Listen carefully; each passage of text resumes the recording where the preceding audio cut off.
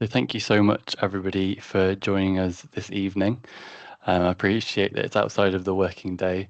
It's a real privilege to be joined by four of our Queen Mary alumni to talk about sustainable careers in finance, as this is the first day of our Climate Action Week, which is a series of events that we hold in this week every year. But we thought we'd do something a bit more finance related. We know that there's an appetite to talk about finance careers amongst Queen Mary students. So we hope this is a really insightful session for you all. If I could just start by asking our speakers to introduce themselves. So if we're right to go in this order, could we go Katerina and then Julia and then Kate and then Astipa? Thank you. Sure, happy to. Hi, everyone.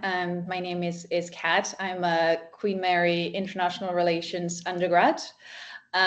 So my career has actually shifted a little bit. I started in the defense sector. I was working for a large British defense company in their corporate strategy side. So that's where I learned a lot of the business skills and got to hone in a lot of the key skills that it takes to build a business, run a business, make sure it's on track, et cetera, et cetera. And then obviously as legislation changed in the UK and net zero plans became mandatory for businesses, I was involved with the first report we put out, and then also thinking through how you embed a lot of the climate and social disclosures into business as usual. So a lot on sort of the internal decarbonization, ESG sustainability of a corporate company. Obviously, always thinking about what do investors care about, what type of ESG questions are we getting through the analysts, but very much in-house. And then about 2 years ago, I shifted to kind of the other side of the sustainability spectrum into the offsetting area. So a few of you might have heard of the carbon markets. So once the business cannot decarbonize anymore, you then seek to offset by buying carbon credits. And I basically lead that team of one of the largest carbon developers in Africa. So very much regionally specializing in Africa at the moment, where obviously we're in the front of trying to deliver SDGs aligned projects. So happy to discuss more about it, but I will leave it there maybe for now, unless there's any other question you want me to cover. That's great for now, Kat. We will come back to you, I'm sure, but we'll go to Julia next. Hi, everybody. My name is Julia Morant. I studied at Queen Mary a BA in Human Geography, Cities, Economies and Social Change. Graduated 2009 and have been working in the renewable energy sector pretty much ever since. Having started with several different companies, actually, particularly focusing on investing in renewable power plants. I've started working with international groups such as Lanco Group, which is an Indian company. Then I moved on to a local UK-based company, Lightsource, that was later acquired by BP. I worked subsequently for Statkraft, based in Amsterdam, actually on their international business. Then on Equinor and IB Vogt, and currently I work for a small development company called PACE, Pathfinder Clean Energy. We are realizing and building renewable power plants. So that's pretty much last 15 years of my life working on various transactions of buying, selling, investing, managing joint ventures, managing company acquisitions, etc. Both in UK and European markets, and also had some exposure in Turkey and Latin America through roles in the past. My role has been kind of business development focused for many years, but mostly focusing on business development in investment. So the relevance of my role in the context of this panel, of this discussion, is the various investments I worked on and transactions that I worked on concerning funding renewable power plants. Brilliant. Thank you so much, Julia. Kate, next, please. Yeah, so hi everyone, I'm Kate. So I graduated from Queen Mary in 2021. I hold a bachelor's in economics and politics and also master's in investment finance. So I started my career actually in 2020, kind of alongside my studies, which thanks COVID, I suppose. So I started within asset management, and I was an analyst for an impact-focused fund. So we were specifically targeting sort of positive impact investments within the public equity markets. And I was basically an analyst for the fund. So anything that would have to do for analyzing the company from a sustainability perspective, also kind of like linking to SDGs and the potential for future impact as well. So that was my first job. And then later in 2021, I believe, 2022. Anyway, a couple of years after that, I switched to the sell side. So equity research in a German bank called Berenberg, where we had a dedicated ESG research team. So effectively, all the other teams that do equity research, whether it would be consumer goods, capital markets, any kind of sector, they would come to us for sort of the ESG overlay on that. So I would analyze both the operational ESG criteria, again, as well as the SDG alignment as well. And also writing any kind of thematic papers that would be relevant for the investors at that time. So it would be very much like a client-facing role as well. And then last year, I joined the European business of ARK Invest. So we focus on ETFs, exchange traded funds, primarily on sustainable side, but also the innovation, which is, I think, a very nice convergence of two big themes at the moment. And I wear many hats in my current role, I would say. So anything from sort of your SFDR sustainability reporting to working with product and new products, as well as, again, just bringing that thought leadership in sustainability. Yeah, that's me. Brilliant. Thank you so much, Kate. Astitva? Yeah. Hi. Hello, everyone. I'm Astitva Jindal. I pursued economics and finance and graduated 2022. I got the Sindhya School and ISET scholarship, which is an international scholarship based in India. So that's how I got to Queen Mary University. And it was a 4-year degree. So I completed my industrial placement program with EY as a business consultant. Following my industrial placement, I got the opportunity to intern with Oak North Bank, which is one of the fastest growing fintech challenger banks in the UK. And there I was leading their sustainability reporting. As I graduated from Queen Mary and using my internship experiences, I started my own social project in India called Humsafar, which I initiated that through a grant I had won from a US-based organization. I also completed a podcast with the School of Economics and Finance. I would recommend you guys go and have a look at that later on. And then, but that was in the mental health space. As I graduated, then I joined an M&A firm. I was in business development. I didn't enjoy it as much, so I moved back to fintech and challenger bank. So I started working with Alika Bank, which is again the fastest growing challenger bank in the UK as of now. And there I was again leading their ESG report. And from there, I moved to my current role, which is of a sustainability manager with the tech startup called Purse. And Purse is a data company in the energy industry. I can dwell into the details later on, but my role focuses on client management, product engagement, improvement, and ideations. So I get to wear many hats as we are a startup. So yeah, really looking forward to what's coming ahead for all five of us. Brilliant. Thank you very much, everybody, sorry, there's a moth in my room, for introducing yourselves. If we could stick with you, Astitva, I've got a question here that was sent in around, do you think there is sort of increased alignment within corporate environments between financial performance and sustainability performance, or are they not so much linked up? What would your thoughts be on that? Absolutely. And I'm glad you asked me this question because I've been on the both sides of the tables, I would say. I've worked with banks doing their ESG reporting, and now I'm working with the data company, which is helping banks doing ESG reporting. So I've been a service receiver and a service provider as well. So let me answer this question by explaining what I had done in my past roles and what I currently do, because that would give a good overview to all the students. So at my role at Alika Bank, which is a fintech challenger bank, they were serving the SME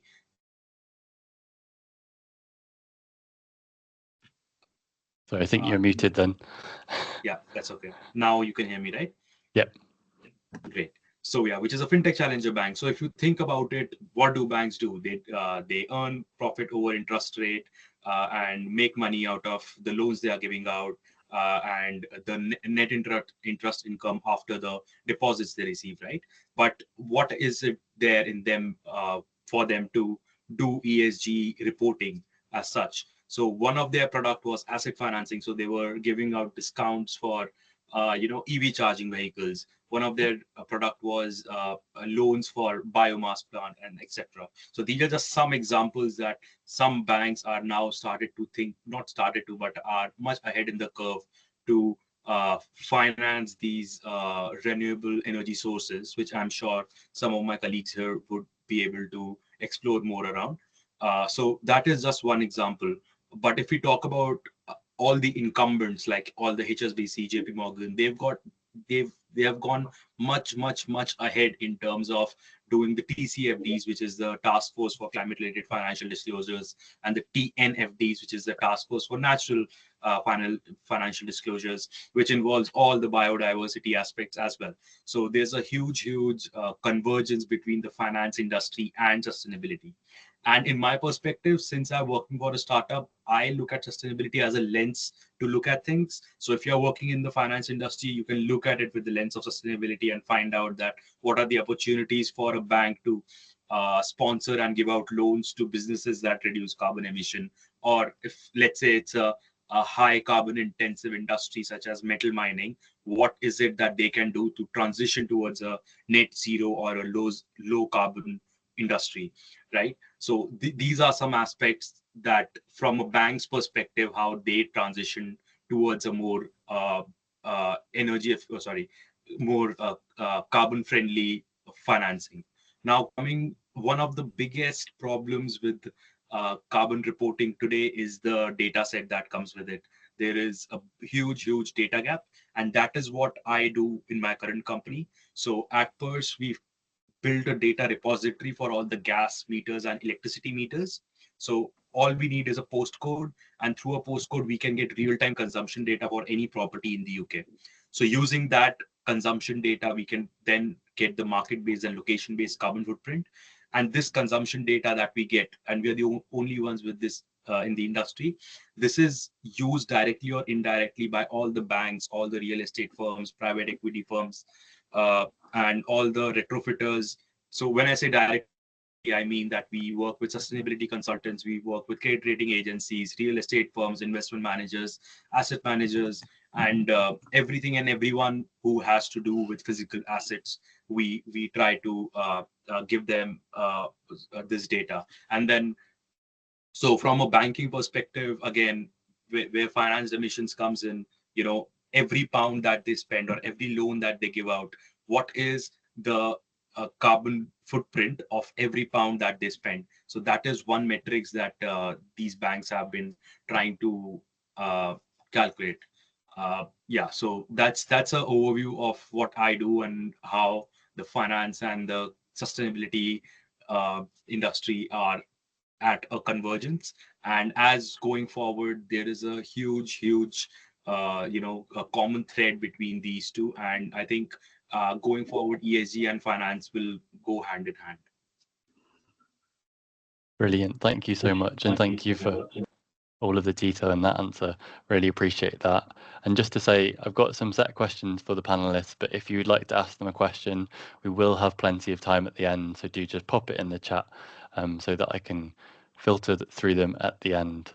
I'm going to slightly switch tracks now and go to UK. And I'd like to talk about exchange traded funds.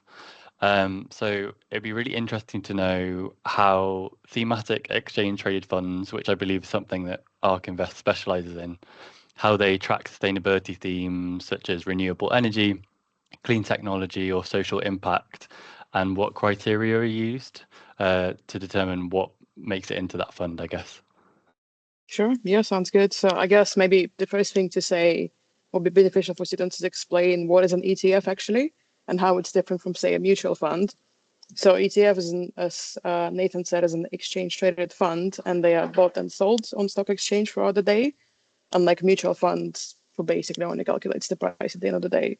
And it's a very easy, accessible investment to retail investors, so individual investors as well, as again, it could be bought and sold on exchange quite easily. And then, yeah, within the thematic ETFs, so thematic ETFs could be something that is, as the name alludes to, tracks a theme, which could be both sustainable. So again, as you said, something like renewable energy or any kind of social impacts, clean tech, anything, or something that is just sort of thematic like cybersecurity or like innovation, AI, anything that you can think of that probably is an ETF for it, to be honest. So yeah, with that, like with thematic ETFs and sustainable themes, the first thing that you do is you build or you adopt an index. So because normally ETFs, they would track an index, so they are passively managed. They would effectively track an index and they would buy all the companies that index has. So, and then some of these indices, they are sort of specifically designed to capture this kind of companies that would be aligned with the chosen theme. Like I'm going to give an example based on the products that we develop. There's two ways. So one, you can either sort of adopt an index from a big organization like FTSE or MSCI, which has sort of a predetermined criteria, predetermined methodology, like how they pick companies, which I would say for a sustainable fund might not always be the best, because if you want to slightly tweak your sustainability, it might be difficult because you license it from a third party. Or like in our case, we own the commercial right to indices, so we actually build the index for the ETF. And in that case, the way that it starts is, as you have said, it's just you sort of focus on a specific area. And the way that you come to it, it might be either something like, what global challenge do I want to solve? Or like, what is the demand from investors at the moment? So for example, if we have clients that are asking about the biodiversity fund, or someone thinking about the water theme, or anything that is kind of currently in demand in the markets, or maybe even from a regulatory perspective as well. So that's kind of where you start, like, what do I want to address? What theme do I want to pick? And from there, you then, again, in the case of us, like we sort of earn the commercial rights to the indices, you would define your sort of thematic universe, as I call it. So the best way to do it is you create sort of a thematic methodology. So you define a theme, like what kind of problems you're trying to solve, what subsectors do you think would be best to address this challenge. To take an example, we have a sustainable food fund, and then within the sustainable food fund, we would focus on companies that are, for example, operating in plant-based food or sort of bio-based pesticides, something that basically is driving the food system towards being more sustainable. And from that, like once you have the subsectors, you can then define the selection criteria, which would be, first of all, I think because it is a thematic fund, you have to focus on the thematic purity. So you would want more companies within your fund to be highly aligned to that theme. So for example, companies that would have over 50% of revenues coming from like plant-based food, for example, in this case. So that way you sort of filter out the companies that only say like, we do a little bit of that, and you focus on like the highly thematic companies. And then also like non-ESG factors, such as, for example, like a company size. You don't want companies that are too small because they might be risky, or even like liquidity filters. Like that's the basis for this, I would say. That's how we do it. But also the other way I think to look at it, and it's very important in sustainability, is sort of the growth potential and, as I would say, like a moat around the product. So, you know, hydrogen is has been a big buzzword in the industry, but the development and the adoption has been much slower than we would expect. So that's something that you sort of have to think about when you conduct your research.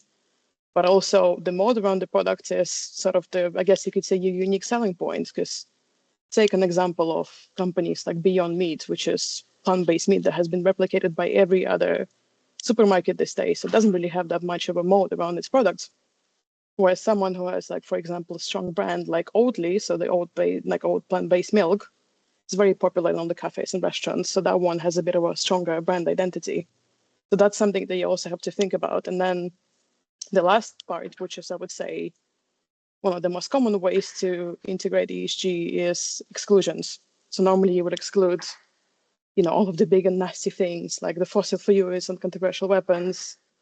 And then that's basically how you end up with an index. And then again, depending whether you license your index, or in our case, like we develop the index, I think there's a certain aspect where you really need to think about how the industry is changing as well. So if there's any sort of shift towards specific themes, how you can change the methodology of the index as well, and then that's how you go from there.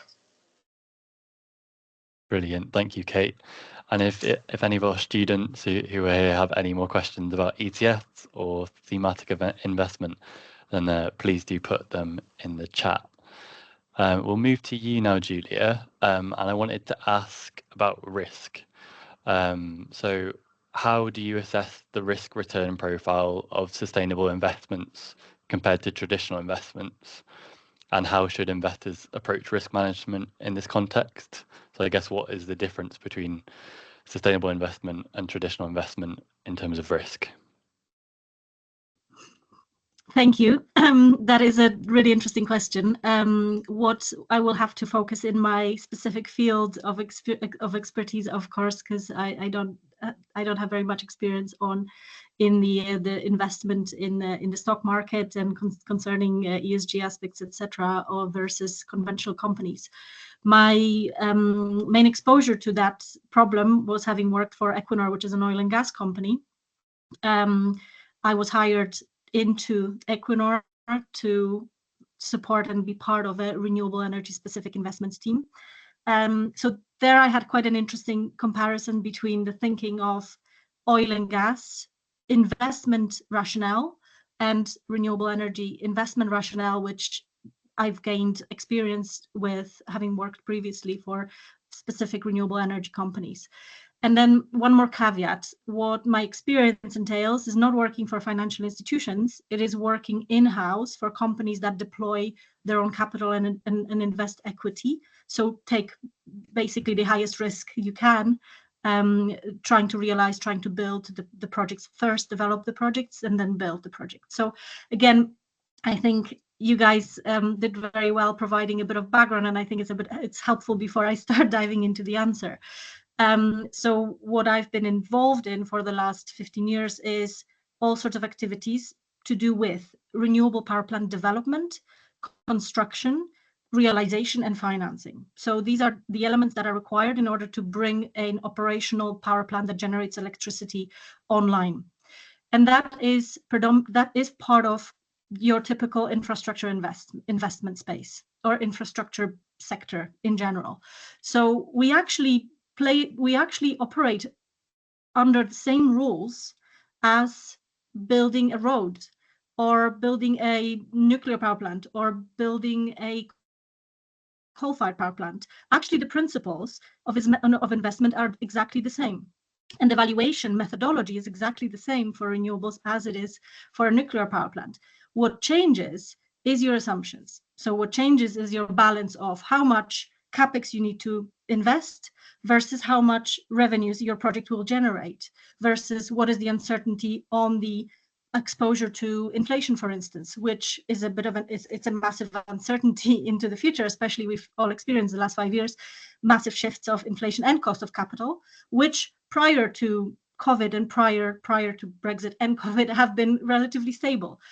So there are a number of different assumptions that you can make into the future that you have to build a view around. And this is the process of investment due diligence. This is the process of preparing your financial model, preparing your idea of what do you think is going to happen in the future, both from the project perspective, so what the technology delivers itself based on the technical parameters of the project, what you can achieve in the market in terms of your sales of the product that is an outcome of your project, which is either electricity or in a conventional space, it could be, well, electricity generated from nuclear sources or coal sources, for instance, or gas. But the product is the same. Product is electrons, is electricity or heat. Obviously, different technologies can also generate heat as a form of energy. So that is one sort of infrastructure sector, which is very different from oil and gas, because oil and gas obviously is a liquid fuel, and therefore it has completely different rules of the game and different sector requiring very different long-term view and different quantum of capital. And that's where, in my experience, I see different types of companies with different associations, public associations very often. Oil and gas companies historically have been supported by governments, for instance. So they have that political support in a sense, which actually underwrites some of the risks that they take. So this is kind of the risk element. And the policy, which is the big variant, a big difference between what you think is a secure investment, what isn't. So obviously ESG and sustainability regulations and trends and public opinion interest in the space has created quite a lot of policy development, which has supported and created that security over the revenue streams of the project. So which are one of the most important parts of the valuation, or reasons why you achieve a certain IRR, which is internal rate of return, which is typically typically the value that you look for when you compare different types of projects. Even renewable and conventional often are being compared on that basis, or LCOE, which is levelized cost of energy that is being produced from different technologies, from different sources. So the main thing, going back to your question on how do you compare the valuation, and how do you manage the risks? Again, managing risks is, in terms of methodology, would be very similar. So you still need to go out, look at your project, look at the context of your project. So is it in United Kingdom or is it in Africa? There will be different risks associated in investing in UK versus in Africa. Different regulatory environments, different subsidy regimes, or lack thereof as well. Often there are investments in countries into renewable energy sources without any subsidies. For instance, Chile or New Zealand are examples of countries where there's absolutely no subsidy, but because of the environment, because of the natural resource, and because of other local mechanics of the energy sector, there's a fertile ground for these investments to happen. And investments happen when you reach a certain required rate of return, both from the perspective of sort of equity investor, private industrial company or energy company perspective, or from purely financial institutions perspective. So I think that's kind of a general background. I can elaborate on any of the aspects of this if you'd like me to. Thanks so much, Julia. And if anybody's got any questions, I guess, about that more infrastructure based sort of role, then please do put them in the chat, because it is quite different to maybe what our students would typically assume with finance related roles. So that's really interesting. I'll move to Kat now. Thank you so much for your patience.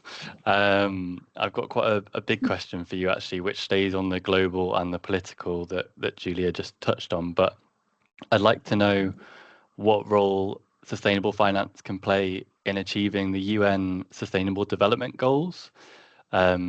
So that's quite a big question. So feel free to take it in any direction you want, but I think it'd be really interesting to hear. Sure. And in the spirit of my colleagues, the rest of the panelists, I'll also provide a little bit more of a broader context, because if I put myself in the shoes years ago of a student trying to understand the landscape of, in this case, sustainable finance or climate finance, there's really a variety of roles you guys can go after. And I think, the rest of the panelists already gave you some hints. You can do this in-house, or you can sit in an asset manager, or you can sit in the data. I actually sit in the place of someone who is seeking sustainable finance to deploy to projects and make things happen on a more operational perspective. And so I actually think if anyone is interested in the carbon markets, there's a lot of work you can do more aligned with what's been discussed so far, which is a lot on, trading effectively. I mean, carbon credits are traded in a market like an asset of any other sort, or stock market, etc. But you could also sit in a place like me, where you're designing projects, seeking climate finance sources that actually implement projects. In my case, in the global south, there are advancing SDGs and are trying to push for this agenda. And so hopefully everyone will be familiar with the Sustainable Development Goals, but just as a recap, those are 17 goals that the United Nations brought back in 2015 after the previous goals had expired, and the agenda would be to complete by 2030. So by 2030, there are 17 goals that the world should have achieved, and I say should because we are definitely still very far. And it will be things like end poverty, ensuring good education, ensuring good healthcare around the world, Unfortunately, we're still, like I said, far from achieving all of them. But I think the space of carbon markets actually is on the forefront of trying to achieve a lot of these goals. And that's not quite obvious to people when they think of the carbon markets and carbon credits. And so I would like to just spend a few minutes kind of, unleashing a little bit what we do, because I do think it's a quite niche side of sustainable finance, specifically climate finance, that not a lot of people are aware, and yet it's such an important piece of the puzzle. So what a carbon project would do typically is you look through what is a societal and or climate issue that you want to solve through sustainable finance. So for example, more than half of the world population to this day uses charcoal or wood to cook their meals. Now, all of us sitting in Europe, we're used to have a gas stove or electrical stove, but actually the majority of the world does not have that capacity, whether that's because maybe there's no access to electricity. It's a different way. A carbon project typically would look at this issue and say, well, why don't we bring electrical cooking devices, for example, for families, which has a very high cost for someone that is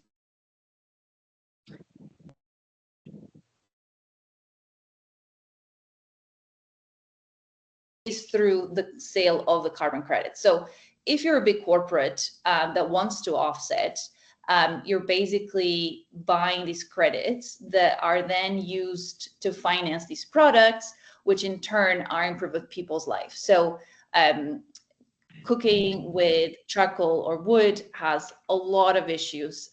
Indoor air pollution, for example, which is still a leading cause of death across Africa. You have a lot of gender issues associated with it. Women are typically the ones that cook in the household and would spend on average 5 to 6 hours to prep one meal. So there's a lot of these issues that the SDGs have identified as collective items that the world needs to get together to solve, that are being addressed by implementing these carbon projects. When you go issue a carbon credit, for example, you have to be very specific about what SDGs is this project helping to advance and how are you helping to advance them. So it's very much intertwined with the work that anyone that works in the implementing side of carbon projects is doing. And I think, it would probably be quite obvious, I think, for most of you on the call, SDGs are not going to get solved with governmental money alone. There's a huge gap that has been well studied and documented data-wise. We cannot achieve international development solely based on governmental donations. So the private sector bears a lot of the responsibility.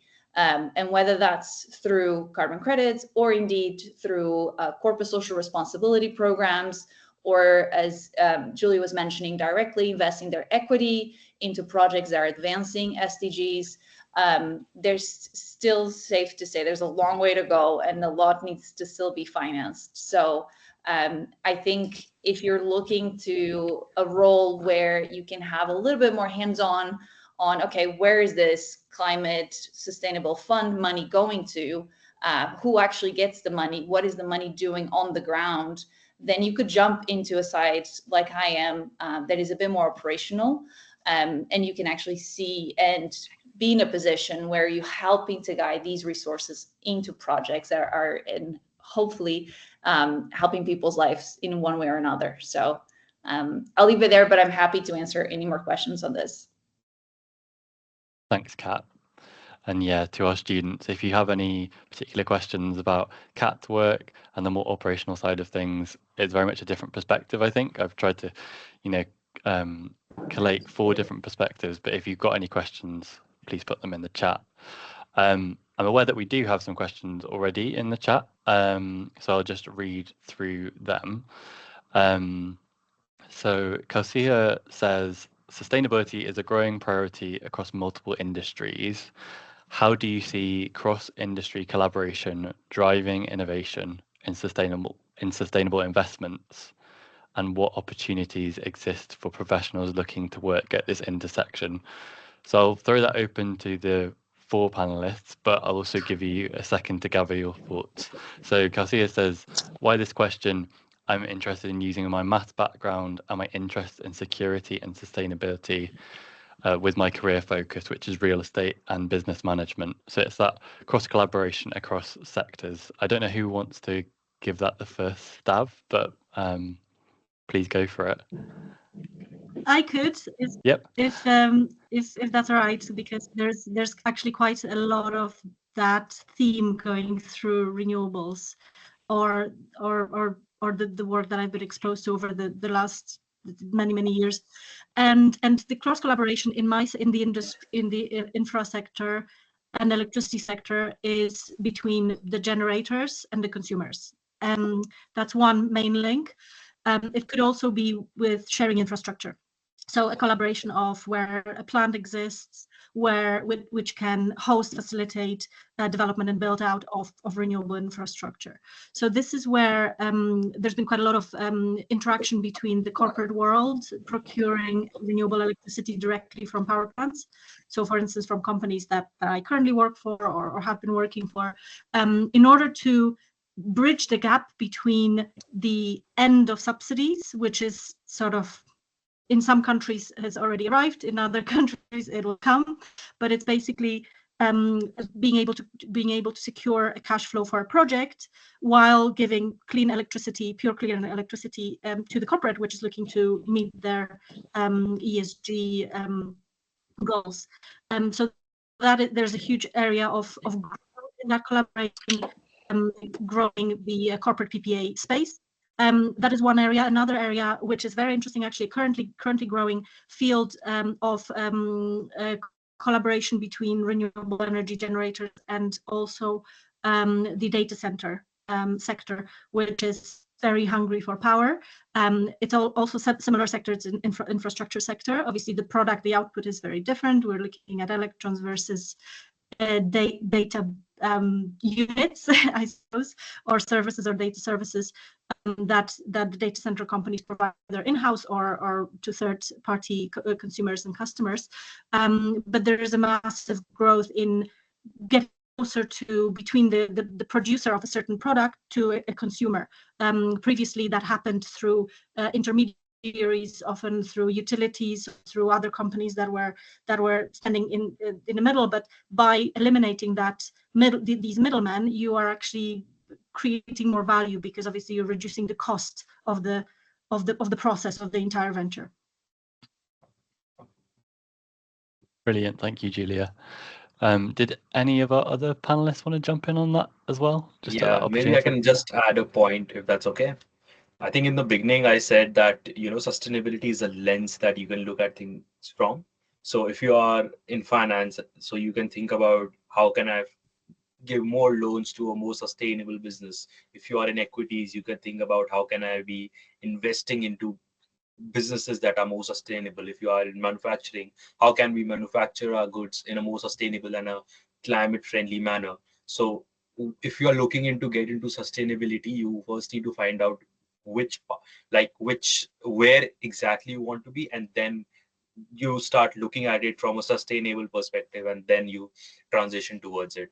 So I think that would be something that's I think something like a good way to look at it. Great, thank you, Astitva. I just thought we'd stick on that for a minute there as well. In terms of opportunities, I guess, opportunities for recent graduates, where do you think would be the best place for them to look in terms of this interest in sustainable finance? Because obviously you've got the big graduate schemes that they'd try to get onto, the insight weeks they'd want to take part in. Is there somewhere where they should be looking that they might not be at the minute? That's open to all of you as well. I can start if that's okay. Yeah. Because it wasn't very long time back that I was looking into graduate schemes, and I kind of have a brief idea around who, and I work very closely with banks, so I know which bank is actually doing a lot in sustainability. I think few of the banks which are doing a lot is NatWest, HSBC, and Barclays. I think, and they have also initiated the sustainability graduate programs. So like investment banking, markets, operations, within these banks, these are like legacy graduate programs. If you look at people 30, 40, 50 years ago, they who are now like CEOs or heads, country heads of these banks, they had joined one of these graduate programs decades ago, but now they have superseded that graduate program teams with sustainability teams. So I think NatWest is definitely a very, very good bank to look at, especially from a data and analytics point of view, because as I said, that data analytics in the sustainability space is quite minimum. So NatWest is doing a lot in that space. And then, of course, data, as I said, data is a big thing. So you can start looking into all the big credit rating agencies like Experian and DNB and CRIF. These are some other companies that are doing a lot in the sustainability space as well. And thirdly, I would recommend start looking into all the cool startups that are coming up. There's something called Octopus Energy that is not a startup anymore, but they started off just a few years back, and they have recently overtaken British Gas, the legacy energy company in the UK, for the biggest market shareholder. So I think these are some very cool startups that have come into limelight in the past years. There's something called the Sifted Top 250 that my startup was part of. It's a list of highest growth startups. I would recommend just pick up that list. If I was a student today, I would just pick up these list like Sifted 200 and FTSE 500, all these, and start applying to all these companies one after the other, because they are like a benchmark, industry benchmark for companies which are doing well and where you would have a thriving career. Maybe I can. I think also it's good to have a think about. Oh, sorry. Just one more point on as the comment. I think what's important for students to have a think about, because finance is such a huge, it's an intertwining sector with all sorts of other sectors, of course, and I think it's very different being on the equity side versus debt side, for instance, as well. Different types of roles and different types of organizations that you would be part of. So I think it's also important to think about what type of role are you interested in? Do you want to work on deals? Do you want to work on investment transactions? Do you want to work in a bigger structure on part of the process of more complex organizations, such as what was mentioned, large banks? There are loads of investment funds that are medium smallish as well, which will give you a completely different exposure, obviously much more responsibility. Larger organizations, corporates, typically do similar things. However, they have much more bigger fleet of people and much more resources, and therefore you tend to end up focusing in one small area. However, often corporates also give you an opportunity to kind of move around. But that's why they're very popular. The graduate programs tend to be quite popular because you do have a bit of exposure to different departments as well. However, you get less responsibility in my experience, having compared smaller companies, smaller entities to large corporates. So I think just going back, just important to think about what do you think you would like to do as a role, and how you'd like your dynamics of work to look like. Great, thank you, Julia. Kat? Yeah, I mean, my advice is a little bit outside of the box, but I will say two things. Number one, you gotta think for yourself. Do you want to be a small fish in a big pond like London, or are you willing to be a bigger fish in a smaller pond? So think outside the box. Think roles outside London.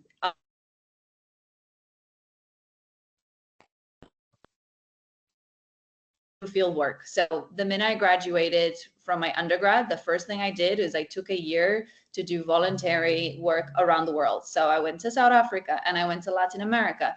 And within 1 year, by the time I joined the work market, not only was I distinguishing myself from other candidates by, one, speaking multiple languages, two, having fieldwork experience in the sectors that I wanted to work in, And three, bringing contacts from those experiences. Like I worked with NGOs all around the world, and those skills made me stand out when I applied for roles. Till this day, everyone is always curious, what was I doing? And this is already over 10 years ago. So think, how do you differentiate yourself, right? There's tons of people that are going to be applying for these graduate programs. Why not take the leap of faith and go work for one of these companies in Africa, in Asia, in Latin America? Make yourself differentiate from all the stereotypical finance people that come out of school and go to these graduate programs.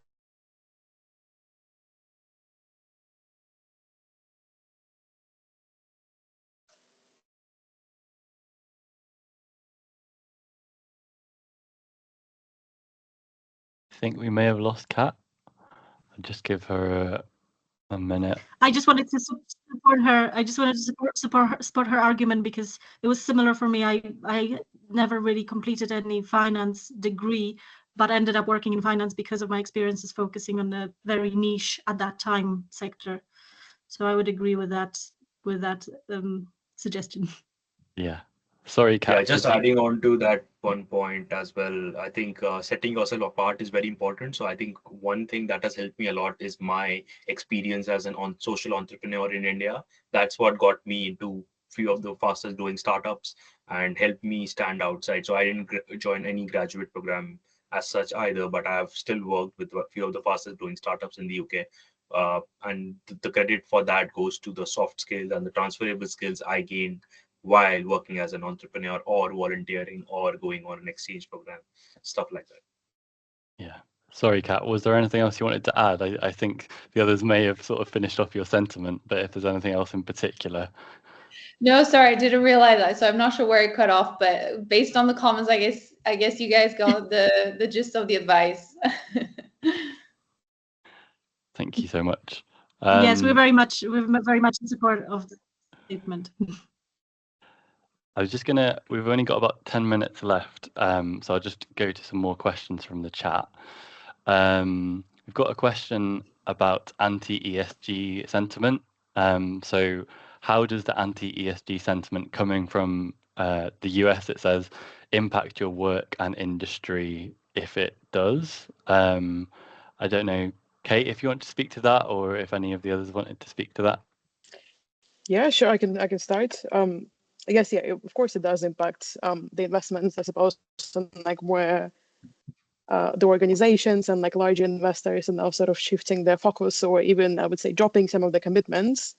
So you can see sort of where that goes. Where it impacts my work personally, I would say, is that there will always be investors, like particularly in Europe, for example, where they would still keep the focus on sustainability, and that's where we also keep the focus as well. Like whereas in the US, the one thing is sort of the adaptability. So perhaps with some things you might adjust strategy a little bit to be a bit more aligned with what the investors there would want. But at the same time, it's not like the ESG is illegal in the US, at least yet. So perhaps even they will always be investors, even in the US, that would have that. But I would say, at least in my opinion, like it's standing our ground and like believing in the product that we have, and that it will stand the test of time, even though right now it is a bit negative. Yeah, and I think if I can build that just using my old corporate hat on this question. We have to be very thankful in Europe because we're heavily regulated. And, this is times like this, you really realize how much work the European Union does by setting the standards. Whereas in the US, you have a free for all market.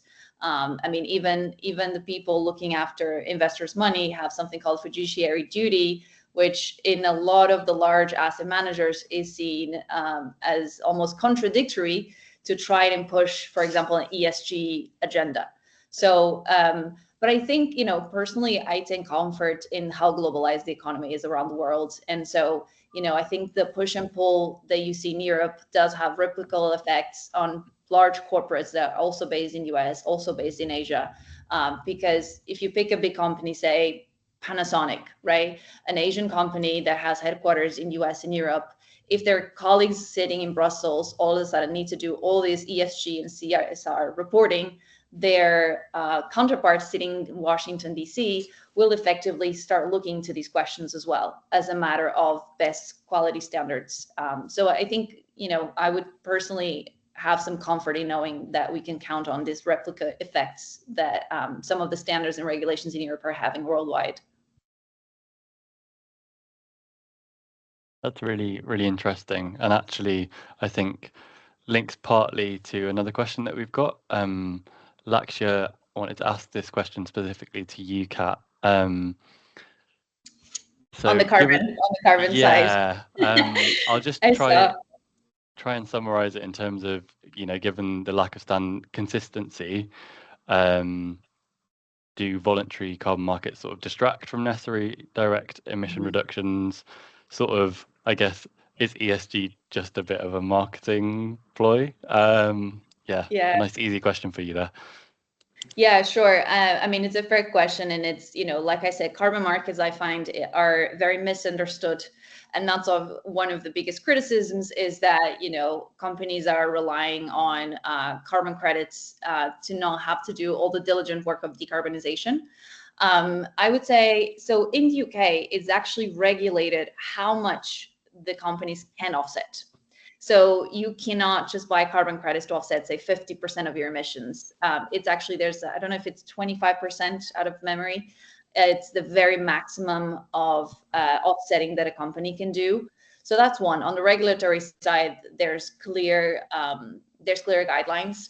A good industry to look into is actually airlines, because airlines have been obviously looking into this for a really long time for obvious reasons. They're one of the larger emitters in the world.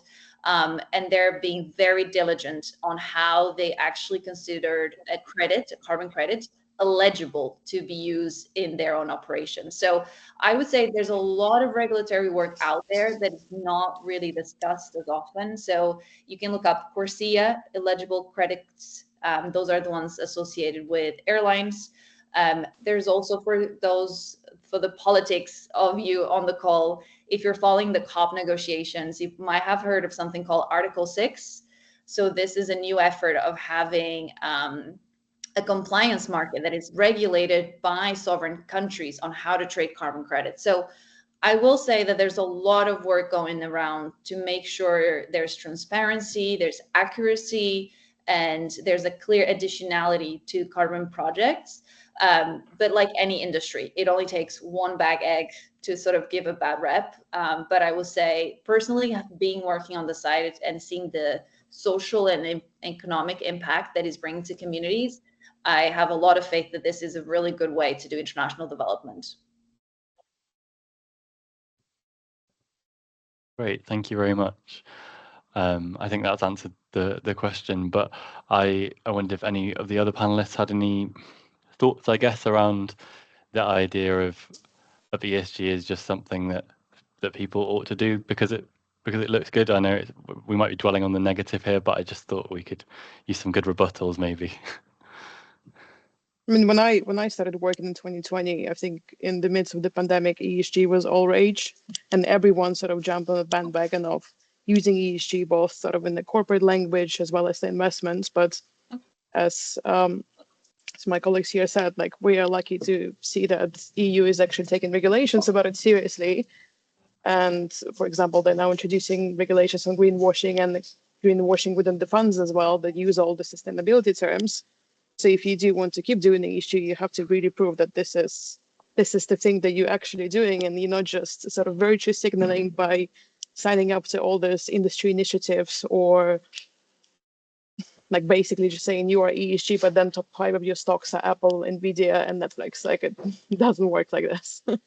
So yeah, it's something that of course like has been happening in the past couple of years, but as we see kind of more regulations and from my side, kind of more investors actually demanding to see the proof of your credentials and your ESG work, I am hoping that there will be, I think, a drop in the market in the number of ESG funds. But I'm hoping that whatever is left will actually be true to what they claim to be. Yeah. Julia, sorry, you've got your hand up. Yes, I don't know how to put it down again, sorry. In terms of sort of commenting on whether it's the right way to go. I started working in renewables in 2009 after having learned about global environmental issues at Queen Mary, after having learned about new technologies at Queen Mary as well as part of my course, which was really interesting and really eye-opening. And I didn't do that because of policy. I didn't invest my time and energy and a lot of big part of my life into this just because of some trend. I did my own research, I did my own thinking, and I decided this is the right thing for us to do. Obviously, that took me 3 years of studies as well. So, you know, you need to have a good base of knowledge and good base of information to decide what you think is right to do. But it wasn't the politics, it wasn't the regulation that made me realize that this is something that we need to do collectively as a society, as civilization. And I suppose if we all agree to that, or if we all think that's the right way to go, then it's going to happen whether there's Trump in power or not.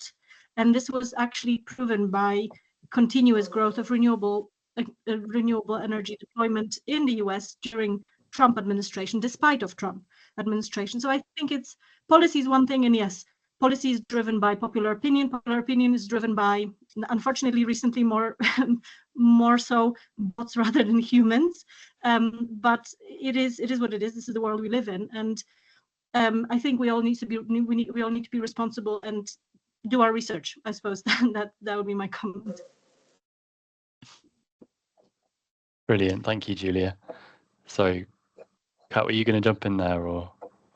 Well, I was just going to say, I mean, this is it's more me appealing to everyone, really. I mean, be conscious people in society. You know, you are the customer. So if when you're hiring your next electricity company, you are choosing one that is based on renewable, you're sending a signal to the market.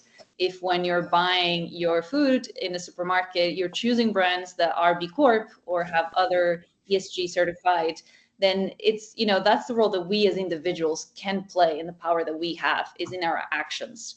So just be mindful on your day-to-day. How are you contributing towards the ESG and the SDG agenda as well?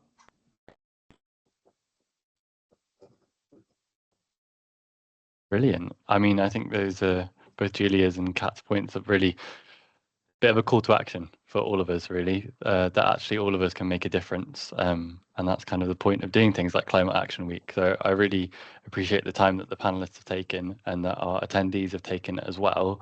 I know, Stiva, you've put your LinkedIn in the chat, and that Diana's asked if we can connect with the speakers. Obviously, only if you're happy to, I would say, to our panelists, but feel free to put your LinkedIn in the chat if you're happy for our students to reach out and talk to you. I'm aware that we haven't got through all the questions, but our time is almost up. So I just say a big thank you to everyone, and to our students. We'll be in touch with you to ask you how you thought the event went. As my colleague Shamari just put in, please put your student ID numbers in the chat so we can follow up with you. And we hope you enjoyed the session. That's it from me. That's it from our panelists. Thank you all so much, and have a great rest of your week. Awesome. Thank you so much, everyone. Nathan. And thank you Thank so you much, very much. Queen Mary students. Thank you. Bye, Cheers. everyone. Thank you. Bye-bye.